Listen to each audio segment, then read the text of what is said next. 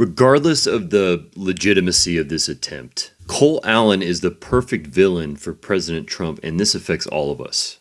Let me explain. Way back when I mentioned this. The part that should freak everybody out the most is the domestic terrorist rebrand. This has been used by China against the Uyghurs, for instance, and autocrats all over the world. It also explains a lot about their tactics. They see our cities as actually having been taken over by a foreign invader, or at least their base does, and they spew that to them. And so this is not immigration enforcement, this is insurgency suppression. This is deliberately to justify the use of the military, which they're going to do. You can count on it. They're strategizing to move the threat from undocumented people to terrorist sympathizers. The administration is going to expand the reach of the domestic terrorism label. They already have to some extent, and it's going to continue. That's why Cole Allen being a part of the organizations that he was is the perfect narrative for President Trump. There is no doubt that they're going hard after the Wide Awakes now.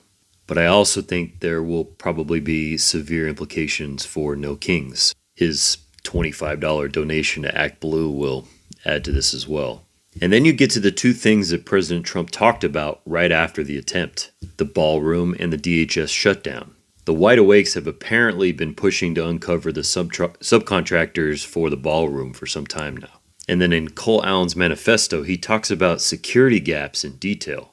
The kind of thing that would fit the narrative to lift the DHS shutdown and make the case for a safer ballroom. Allen was also a Caltech grad, the perfect example of radicalized elite. So whether or not this was a false flag, the result will be the same. This administration really has been pushed back at least a little bit by overwhelming public pressure of late, and so this is something we should have expected. They'll probably now focus more on enemies, foreign and domestic, and increased surveillance and other authoritarian measures, especially with this war not going the way that they wanted.